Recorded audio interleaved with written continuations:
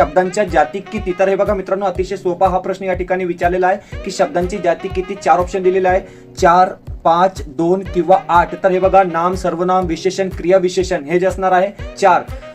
शब्दयोगी अव्यय, उभयन्वी अव्यय, क्रिया विशेषण अव्यय आणि उद्गारवाचक चिन्ह, अशा प्रकारे 4 ऑप्शन 8 शब्दांची जाती या ठिकाणी असणार आहे मित्रांनो.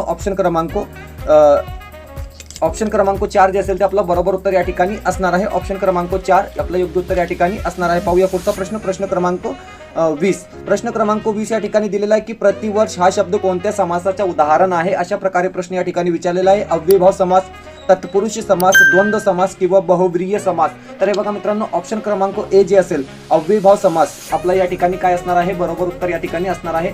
अशा प्रकारे मित्रांनो, most IMP top 20 selected question आपण या ठिकाणी पाहिले आहोत. पूर्वीच्या परीक्षेमध्ये हे प्रत्येक प्रश्न या ठिकाणी विचारला गेला होता मित्रांनो. असेच प्रश्न पाहण्यासाठी तुम्ही आमच्या चॅनलला सबस्क्राईब करा.